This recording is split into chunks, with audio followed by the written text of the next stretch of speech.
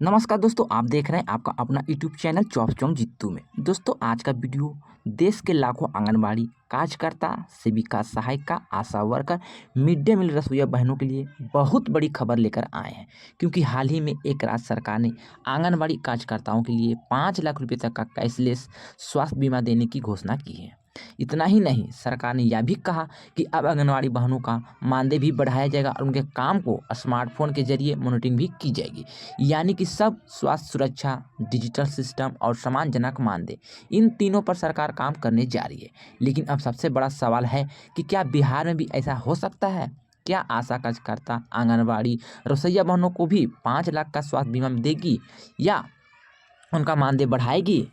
इन्हीं सब बातों को लेकर मैं आपको इस वीडियो में जानकारी देने वाले हैं। तो आज की वीडियो हम आपको पूरा विश्लेषण करके बताएंगे, इसलिए वीडियो को आप लोग पूरा देखिएगा। सारा जानकारी, सारा इन्फॉर्मेशन समझ में आ दिए जाएगी। गए और आंगनबाड़ी 17 के पहले रोज डंडा झंडा लेकर के लोग लखनऊ में बैठे रहती थी, और आज अब तो सरकार इनका मानदेय भी अच्छा करने जा रही है। विभाग के स्तर पर शिथिलता थी, अब विभाग भी उसको तेज करने जा रहा है कि स्मार्टफोन के माध्यम से उनका एक एक कार्य वे अपलोड करेंगे और उसको परफॉर्मेंस बेस्ड करते हुए अच्छा सम्मानजनक मानदेय तो प्राप्त करेंगे। आज उनका एक कार्यक्रम का शुभारंभ हो गया कि 5 लाख रुपए की कैशलेस स्वास्थ्य की सुविधा उनको प्रदान करने का कार्ड यहां पे आज उपलब्ध करवा दिया गया है। ऐसे ही अन्य विभागों को हम करेंगे, आशा वर्कर को करेंगे, रसोइया को करेंगे। आपने देखा ना, चंदौली में बैठ करके, आपकी गाजीपुर में बैठ करके एक बहन कैसे बोल रही थी। देखिए, निराश्रित एक समय हो गई थी, समाज ने उसको निराश्रित बनाया, लेकिन सरकार जब खड़ी होती है साथ में, तो वह स्वावलंबन का एक मॉडल बनती है कि कैसे अपने पैरों पे खड़ा हो सकती है नारी भी, और इसका उदाहरण उन्होंने वहां प्रस्तुत किया है। दोस्तों, जिस कार्यक्रम की बात करने जा रहे हैं उसमें सरकार ने साफ कहा कि पहले आंगनबाड़ी कार्यकर्ताओं को लखनऊ में झंडा लेकर धरना देती थी। वह कई साल से अपनी मांगों को लेकर आंदोलन कर रही थी। उसकी मुख्य मांग थी मानदेय बढ़ाया जाए, अस्थायी कर्मचारी का दर्जा मिले, स्वास्थ्य सुरक्षा मिले, पेंशन मिले। और लंबे समय के आंदोलन के बाद अब सरकार ने उसकी मांग को मान ली है और उस पर काम भी शुरू कर दिया है। सबसे बड़ी घोषणा, सरकार ने कहा कि आंगनबाड़ी कार्यकर्ताओं को 5 लाख रुपये तक का कैशलेस स्वास्थ्य बीमा मिलेंगे। इसका मतलब यह हुआ कि अगर किसी आंगनबाड़ी बहन की गंभीर बीमार हो जाती है तो उन्हें अस्पताल में इलाज के लिए पैसे की चिंता नहीं करनी पड़ेगी। सरकार ने इसके लिए स्वास्थ्य कार्ड भी जारी कर दिया है। सरकार ने यह भी कहा कि अब आंगनबाड़ी कार्यकर्ताओं को स्मार्टफोन के जरिए मॉनिटरिंग किया जाएगा। यानी कि बच्चों का पोषण, टीकाकरण, गर्भवती महिलाओं की जानकारी, सब कुछ मोबाइल ऐप पर अपलोड होगा। इसके बाद सरकार परफॉर्मेंस बेस्ड सिस्टम लागू करेगी, जिसका मतलब होता है जो आंगनबाड़ी कार्यकर्ता अच्छी काम करेगी उन्हें ज़्यादा समान और बेहतर मानदेय मिलेंगे। उसके बाद और भी यहाँ पे जानकारी आया है कि आशा वर्कर और रसोइयों को भी मिलेंगे फ़ायदा। सरकार ने अपने बयान में ये भी कहा कि यह योजना सिर्फ आंगनबाड़ी तक ही सीमित नहीं रहेगी।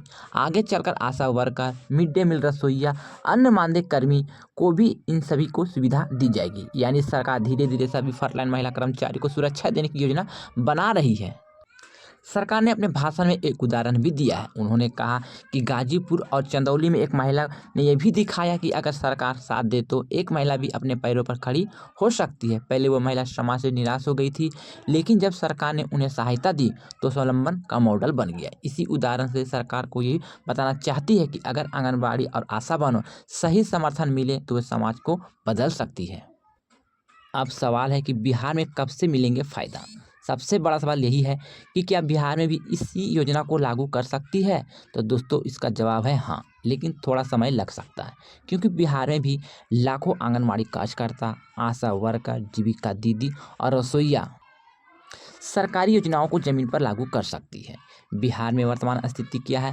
तो बिहार में अभी आंगनबाड़ी कार्यकर्ता और सेविका सहायिका का मानदेय जो मिलता है, उदाहरण के तौर पर समझिए तो कार्यकर्ता को लगभग 7 से 8 हज़ार रुपया, सहायिका को 4 हज़ार रुपया, जबकि आशा वर्कर इंसेंटिव आधारित भुगतान भी मिलता है। इसी वजह से कई बार भुगतान में देरी, कम मानदेय, सुविधाओं की कमी जैसी समस्याओं का सामना करना पड़ता है। बिहार सरकार क्या कर सकती है? तो अगर बिहार सरकार चाहे तो इन 5 बड़े फ़ायदों और 5 बड़े कदमों को लागू कर सकते हैं, जिसमें से पहला है आंगनबाड़ी और आशा वर्कर को 5 लाख का स्वास्थ्य बीमा।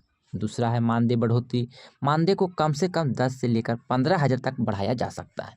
तीसरा हो गया डिजिटल सिस्टम यानी स्मार्टफोन से काम के मॉनिटरिंग। चौथा हो गया पेंशन योजना, सेवानिवृत्ति के बाद मासिक पेंशन। पांचवा जो हो गया अस्थायीकरण, लंबे समय से काम कर रही बहनों को अस्थायी कर्मचारी का दर्जा। चुनाव से पहले भी हो सकती है बड़ी घोषणा।